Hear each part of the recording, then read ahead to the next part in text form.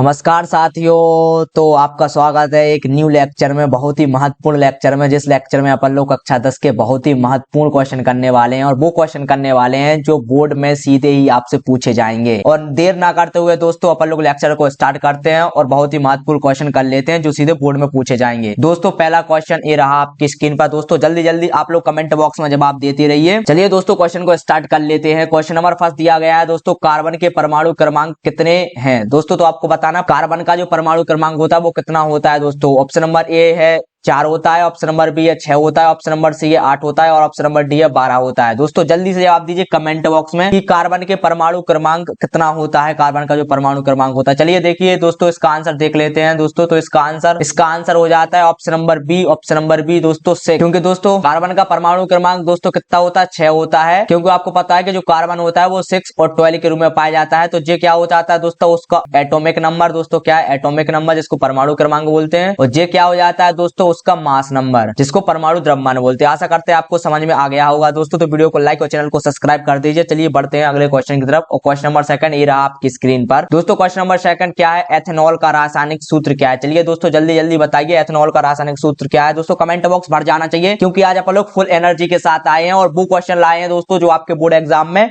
पूछे ही जाएंगे दोस्तों। तो बने रहिए बिल्कुल। तो पहला देख लेते हैं। सबसे पहला है CH3OH, दूसरा है C2H5OH, तीसरा दिया गया है C3H7OH और चौथा दिया गया है C2H4। तो चलिए जल्दी दीजिए जवाब दोस्तों कमेंट बॉक्स में। फटाफट जवाब देते रहिए, रुकना नहीं है बिल्कुल भी दोस्तों, जवाब देते रहिए। तो चलिए दोस्तों देख लेते हैं इसका आंसर। तो दोस्तों ऑप्शन नंबर बी इसका आंसर आया C2H5OH। क्या है दोस्तों, C2H5OH इसका करेक्ट आंसर हो जाएगा। पता है दोस्तों ये क्या हो जाता है, एथेनॉल है दोस्तों। क्या है, एथेनॉल है। चलिए बढ़ते हैं आगे की तरफ।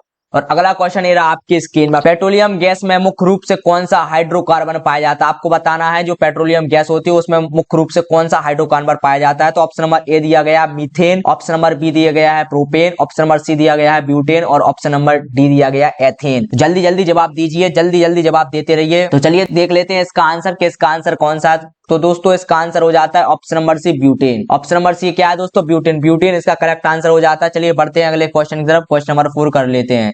तो क्वेश्चन नंबर 4 ये रहा आपकी स्क्रीन पर कि हाइड्रोकार्बन का रासायनिक सूत्र क्या है। दोस्तों ये बहुत ही इंपोर्टेंट क्वेश्चन है, याद रखिए दोस्तों ये बहुत ही इंपोर्टेंट क्वेश्चन है कि हाइड्रोकार्बन का रासायनिक सूत्र क्या है। तो चलिए जवाब दीजिए जल्दी जल्दी। यहाँ पे ऑप्शन नंबर ए दोस्तों जी, ऑप्शन नंबर ए है जी, बी है, थोड़ा उल्टा हो गया। ऑप्शन नंबर ए दिया गया है CnH2n, ऑप्शन नंबर बी दिया गया है CnH2n+2, ऑप्शन नंबर सी दिया गया है CnH2n-2, ऑप्शन नंबर डी दिया गया है CnH3n+1। तो चलिए जल्दी जल्दी जवाब दीजिए, जल्दी जल्दी जवाब देते रहिए कमेंट बॉक्स में। फटाफट जवाब देते रहिए, रुकना नहीं है बिल्कुल भी, वो झुकना नहीं है किसी के साथ भी। तो चलिए बढ़ते हैं आगे की तरफ। ये रहा आपकी स्क्रीन पर इसका आंसर है ऑप्शन नंबर ए। दोस्तों जे यहाँ पे बी हो जाना चाहिए था, चलो कोई बात नहीं। ऑप्शन नंबर ए और बी में थोड़ा कंफ्यूज हो गया। ऑप्शन नंबर ए ये रहा दोस्तों, ऑप्शन नंबर बी इसका करेक्ट आंसर हो जाएगा CnH2n+2। दोस्तों ए हो जाता है इसका आंसर।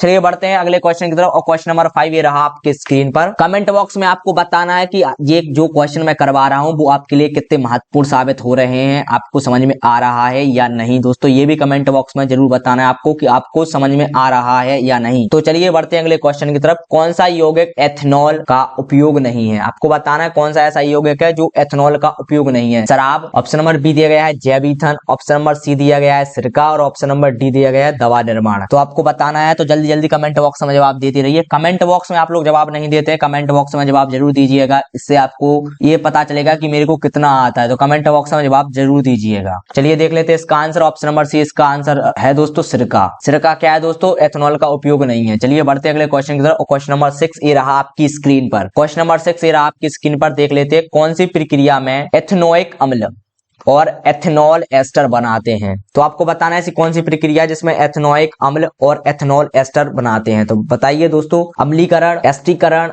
न्यूट्रलाइजेशन और विस्थापन। चलिए जल्दी जल्दी जवाब दीजिए, जल्दी जल्दी जवाब देते रहिए, रुकना नहीं है बिल्कुल भी, जवाब देते रहिए। कमेंट बॉक्स भर जाना चाहिए। इस बार आप लोग जवाब नहीं देते कमेंट बॉक्स में, इस बार कमेंट बॉक्स आप लोग भर दीजिए। चलिए देख लेते हैं इसका आंसर। और इसका आंसर हो जाता है ऑप्शन नंबर बी एस्टीकरण। एस्टीकरण वो प्रक्रिया होती है जिसमें एथेनोइक अम्ल और एथेनॉल एस्टर बनते हैं।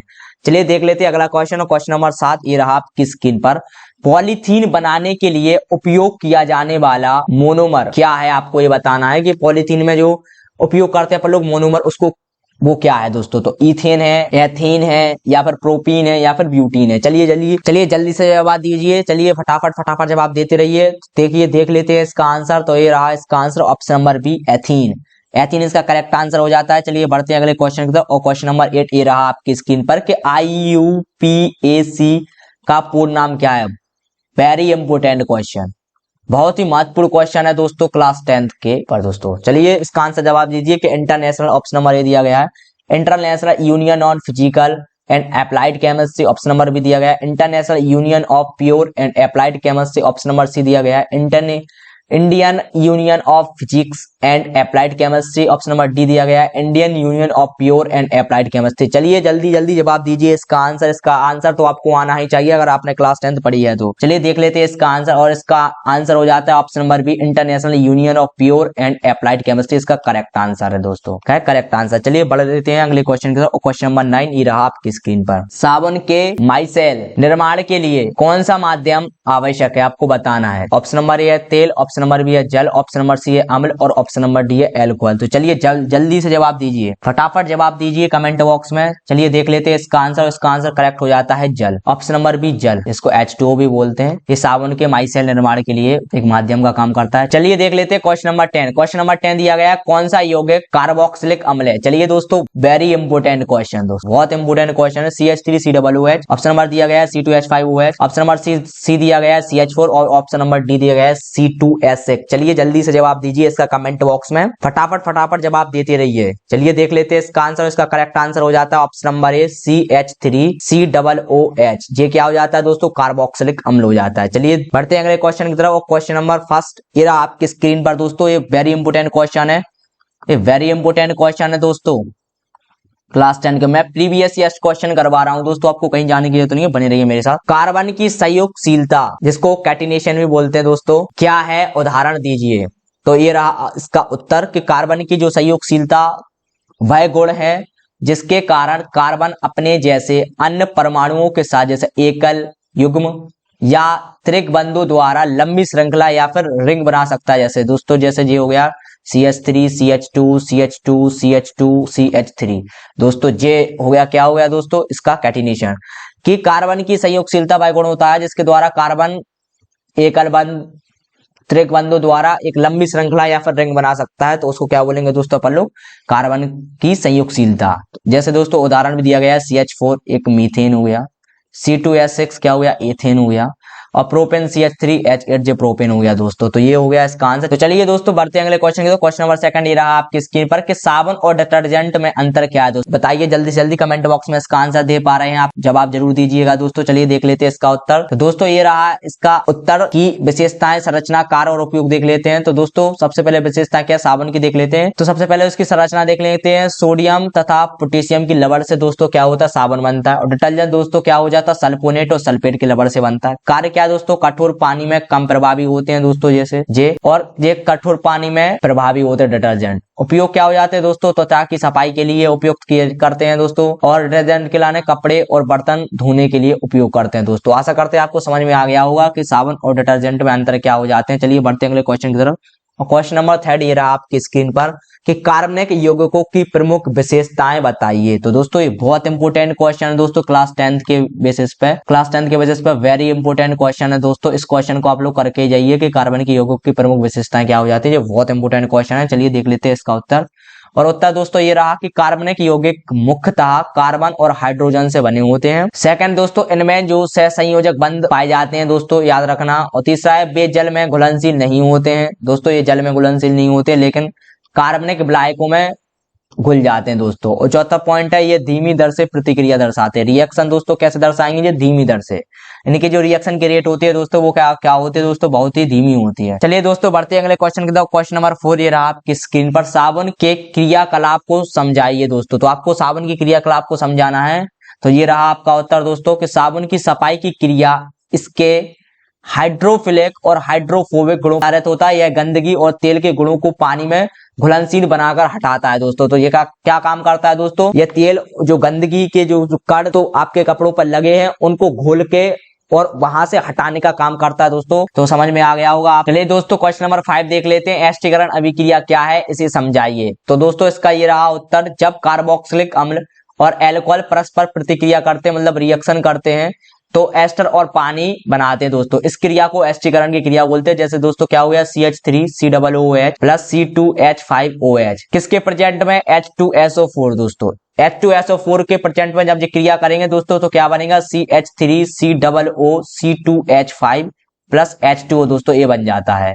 क्या हो जाता है, CH3COOH और C2H5 दोस्तों, इतना और इतना ये क्या हो जाता है दोस्तों, अलग निकल जाते हैं और H और OH अलग निकल जाते हैं। तो इससे क्या बना, CH3COOH C2H5 प्लस H2O, ये बन जाता है दोस्तों। इस क्रिया को क्या बोलते हैं, एस्टीकरण की क्रिया बोलते हैं। आशा करते हैं आपको समझ में आ गया होगा। तो बढ़ते हैं अगले क्वेश्चन की तरफ, और क्वेश्चन नंबर 6 ये रहा आपकी स्क्रीन पर। सहसंयोजक बंध को परिभाषित कीजिए। मोस्ट इंपोर्टेंट क्वेश्चन दोस्तों, most important, most IMP question है दोस्तों ये।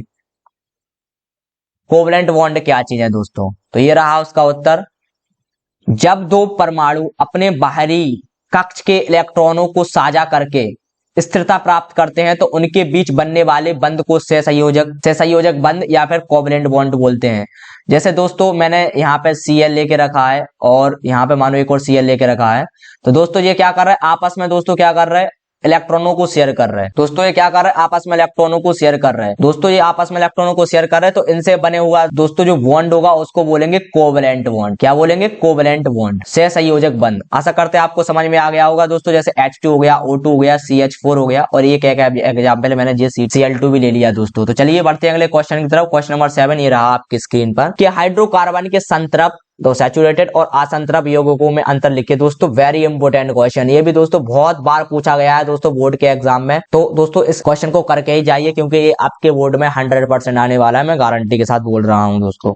चल देख लेते हैं दोस्तों इसका आंसर। तो ये रहा अंतर दोस्तों, तो पढ़ लीजिएगा आप लोग, ये अंतर मैं भी बता दे रहा हूँ। बंधु के प्रकार जो आपके संतृप्त है, केवल एकल बंध इनमें पाए जाते हैं, और इनमें डबल या फिर ट्रिपल बंध पाए जाते हैं। इनका जो रासायनिक सूत्र है वो CnH2n+2 है। इनका जो रासायनिक सूत्र है वो CnH2n है दोस्तों, और या फिर CnH2n-2 भी इसका जो ट्रिपल बंध के लिए जो फॉर्मूला हो जाता है। जो डबल बंध के लिए है, जो ट्रिपल बंध के लिए, मतलब जो डबल बॉन्ड के लिए, जो ट्रिपल बॉन्ड के लिए है दोस्तों। और उदाहरण क्या है दोस्तों, मीथेन इसका एग्जाम्पल है, एथेन इसका एग्जाम्पल है, प्रोपेन इसका एग्जाम्पल है। और दोस्तों असंतृप्त के लिए क्या, एथीन, एथाइन, प्रोपीन दोस्तों, ये इसका एग्जाम्पल हो जाते हैं। इनकी प्रतिक्रियाशीलता क्या है दोस्तों, कम प्रतिक्रियाशीलता दर्शाते हैं, ये अधिक प्रतिक्रियाशीलता दर्शाते हैं। संरचना क्या है दोस्तों, ये सीधे और सरल संरचना वाले होते हैं। ये थोड़ी सी इनकी जो संरचना होती है वो कॉम्प्लेक्स होती है। क्या होती है, कॉम्प्लेक्स, मतलब थोड़ी सी जटिल संरचना होती है। इनके अन्य नाम है, संतृप्त कार्बन को दोस्तों एल्केन भी बोलते हैं, और असंतृप्त के लाने एल्कीन और एल्काइन बोलते हैं। चलिए आशा करते हैं आपको समझ में आ गया होगा। समझ में आ गया दोस्तों, तो कुछ पॉइंट ये रहे। जो संतृप्त हाइड्रोकार्बन को पैराफिन भी कहते हैं, क्या बोलते हैं दोस्तों, पैराफिन भी बोलते हैं अपन लोग। और असंतृप्त हाइड्रोकार्बन में यौगिक डबल और ट्रिपल बंध होने के कारण अधिक प्रतिक्रियाशीलता दर्शाते हैं। इनमें क्या होता है दोस्तों, डबल बॉन्ड और ट्रिपल बॉन्ड होने के कारण ये दोस्तों क्या क्या दर्शाएंगे, अधिक प्रतिक्रिया, मतलब उनकी जो रिएक्शन होगी वो ज्यादा फास्ट रिएक्शन देखने को मिलती है, इसलिए बोलते हैं प्रतिक्रियाशीलता थोड़ी सी अधिक दर्शाते हैं दोस्तों। चलिए बढ़ते हैं अगले क्वेश्चन की तरफ। और क्वेश्चन नंबर 8 ये रहा आपकी स्क्रीन पर, कि एथेनॉल का अधिक मात्रा में सेवन मानव शरीर पर क्या प्रभाव डालता है, आपको बताना है। वेरी इंपोर्टेंट क्वेश्चन है दोस्तों बोर्ड के एग्जाम के लिए। मस्तिष्क पर क्या प्रभाव डालेगा दोस्तों, सोचने समझने की क्षमता कमजोर कर देता है दोस्तों। एथेनॉल मतलब शराब की बात हो रही है दोस्तों यहाँ पे, कि शराब पीने से मानव शरीर में क्या क्या प्रभाव यहाँ पे पड़ते हैं। दूसरा है लिवर डैमेज, देख लीजिए दोस्तों, इसलिए बोलते हैं आप लोग भी आगे चल के कभी शराब का सेवन ना करें।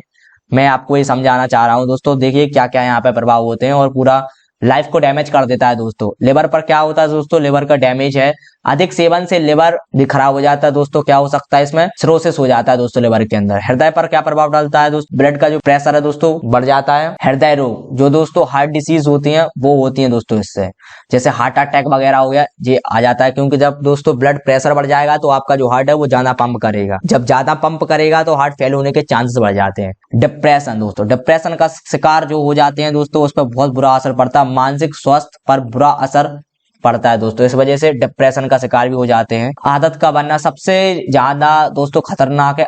आदत बन जाती है दोस्तों जो आपके शरीर को धीरे धीरे डैमेज करती रहती है। नियमित सेवन से नशे की लत लग जाती है। अधिक मात्रा में सेवन जानलेवा भी हो सकता है दोस्तों, डेथ के कारण भी बन सकते हैं अगर आप अधिक मात्रा में एथेनॉल को ले रहे हैं। तो अवॉइड कीजिए दोस्तों, और आपके आसपास भी कोई कर रहा हो तो उसे भी मना कीजिए, क्योंकि ये चीजें आपके शरीर के लिए डैमेज कर रहे हैं। क्योंकि आपको पता है आजकल जो ह्यूमन रह गया है दोस्तों, उसकी जो डिसीज होने की जो क्षमताएं वो धीरे धीरे बढ़ जा रही हैं दोस्तों। बीमारियां जो है वो बहुत बढ़ रही हैं, तो ऐसी चीजों को अवॉइड करें। चलिए दोस्तों बढ़ते हैं अगले क्वेश्चन की तरफ। और क्वेश्चन नंबर 9 ये रहा आपकी स्क्रीन। कार्बोक्सिलिक अम्ल के गुणों तथा उसके उपयोगों को समझाइए दोस्तों। तो देख लीजिए दोस्तों, ये रहा आपका आंसर। गुण सबसे पहले अपन लोग समझ लेते हैं, फिर उसके उपयोग भी देख लेंगे। कार्बोक्सिलिक अम्ल के उपयोग क्या है दोस्तों, ये बहुत बड़ा क्वेश्चन है, कम से कम 6 से 7 नंबर का क्वेश्चन है। तो सबसे पहले रासायनिक गुण समझ लेते हैं, रासायनिक संरचना। इसमें एकल कार्बन परमाणुओं से जुड़ा कार्बोक्सिलिक अम्ल COOH होता है। मतलब दोस्तों कोई भी जैसे CH3 COOH है दोस्तों, ये बन गया। तो क्या बोला गया दोस्तों, इसमें एक कार्बन परमाणु से जुड़ा कार्बोक्सिलिक अम्ल होता है। अगला समझ लेते हैं रासायनिक सूत्र RCOOH। R की जगह CH3 रख दो, C2H5 रख दो, तो ये क्या हो गया, उसका रासायनिक सूत्र बन जाता है। जहां R क्या है दोस्तों, एल्कलाइल या फिर एराइल समूह हो सकता है, कोई भी समूह हो सकता है, जैसे एल्कलाइल एराइल है। अम्लीय प्रकृति दर्शाते हैं, यह दोस्तों अम्लीय होता है और पानी में घुलकर H+ आयन देता है। क्योंकि आपको पता है जितने भी एसिड्स होते हैं वो पानी में H+ आयन देते हैं, जो अपन लोग सबसे पहले लेक्चर नंबर जो फर्स्ट था उसमें पढ़ चुके हैं। इसका pH 7 से कम होता है दोस्तों, क्योंकि एसिड है तो pH मान भी 7 से क्या हुआ दोस्तों, कम। अम्लीय का तापमान देख लेते हैं। इसमें हाइड्रोजन बॉन्डिंग होने के कारण उच्च उबलांक होता है दोस्तों। क्या होता है, उच्च बॉइलिंग पॉइंट होता है इसका। गंध देख लेते हैं दोस्तों। छोटे कार्बोक्सिलिक अम्ल तीखी गंध वाले होते हैं, जैसे सिरका हो गया, एथेनोइक अम्ल हो गया। घुलनशीलता देख लेते हैं। निचले कार्बोक्सिलिक अम्ल पानी में घुलनशील होते हैं दोस्तों। जो निचले कार्बोक्सिलिक अम्ल होते हैं वो पानी में क्या होते हैं दोस्तों, घुलनशील होते हैं। अब देख लेते हैं दोस्तों इनका उपयोग खाद्य पदार्थों में, जैसे दोस्तों एथेनोइक अम्ल हो गया, जैसे सिरका को खाद्य संरक्षण और स्वाद बढ़ाने में प्रयोग किया जाता है। आपको पता होगा जो सिरका होती है उसको स्वाद बढ़ाने में प्रयोग करते हैं। और औद्योगिक उपयोग दोस्तों एस्टर है, जैसे इत्र हो गया, सौंदर्य प्रसाधन मतलब कुछ कॉस्मेटिक्स का जो सामान होगा उनको बनाने में प्रयोग करते हैं। प्लास्टिक और रबड़ का उपयोग में इनका प्रयोग होता है दोस्तों। चिकित्सा में इनका उपयोग होता है दवाइयों के निर्माण में, जैसे आपको पता है जो आपकी एक दवाई होती है एस्पिरिन, उनमें भी दोस्तों इसका प्रयोग करते हैं। सफाई उत्पाद में जैसे दोस्तों क्या होता है, ऑक्सालिक अम्ल जो होते हैं उनका उपयोग जंग हटाने और सफाई में किया जाता है। जैविक संश्लेषण में इसका प्रयोग किया जाता है दोस्तों। अधिक जटिल यौगिकों को तैयार करने में प्राथमिक सामग्री के रूप में भी इनका प्रयोग किया जाता है। तो आशा करते हैं आपको समझ में आ गया। और दोस्तों ये क्वेश्चन करके जाइए, मोस्ट इंपोर्टेंट क्वेश्चन है दोस्तों। उदाहरण में देख लेते हैं। एथेनोइक अम्ल जैसे CH3 COOH मैं पहले ही बता चुका हूं, उसको सिरका में पाया जाता है। फॉर्मिक अम्ल हो गया दोस्तों HCOOH दोस्तों। चींटी के डंक और रबर उपयोग में उपयोगी है दोस्तों। सिट्रिक अम्ल आपको पता है फल और पेय पदार्थों में भी पाया जाता है, जिसके उदाहरण होंगे। चलिए बढ़ते हैं अगले क्वेश्चन की तरफ। क्वेश्चन नंबर 10 ये रहा आपकी स्क्रीन पर। हाइड्रोकार्बन के औद्योगिक उपयोगों को सूचीबद्ध करें दोस्तों। वेरी इंपोर्टेंट क्वेश्चन दोस्तों। देख लेते हैं दोस्तों इसका आंसर। तो ये रहा आपके स्क्रीन पर इसका आंसर। ईंधन के रूप में जैसे दोस्तों पेट्रोल, डीजल, केरोसिन और जो प्राकृतिक गैस है मुख्य रूप से हाइड्रोकार्बन से बने होते हैं। और परिवहन, खाना पकाने और बिजली उत्पादन के लिए भी इनका प्रयोग किया जाता है दोस्तों। पेट्रोकेमिकल उपयोग में दोस्तों इनका क्या क्या प्रयोग है, जैसे प्लास्टिक हो गया, सिंथेटिक रबर हो गई दोस्तों, और फाइबर हो गया, इनमें भी इनका प्रयोग किया जाता है। और कुछ कच्चे माल के उत्पादन में भी इनका प्रयोग किया जाता है। तो दोस्तों सॉल्वेंट के रूप में भी इनका प्रयोग करते हैं, जैसे हाइड्रोकार्बन जैसे बेंजीन, टोल्यून का प्रयोग पेंट, वर्निश और गोंद बनाने में प्रयोग किया जाता है। गैस उपयोग में भी इनका दोस्तों प्रयोग किया जाता है। प्रोपीन और ब्यूटेन को LPG जो आपको पता है जैसे अपन लोग खाना बनाते हैं के रूप में घरों और उद्योगों में भी इनका प्रयोग किया जाता है। तो गैस उद्योग में भी इनका प्रयोग किया जाता है दोस्तों। जैसे प्रोपीन और ब्यूटेन को LPG के रूप में घरों और उद्योगों में भी प्रयोग किया जाता है। आशा करते हैं आपको समझ में आ गया होगा दोस्तों।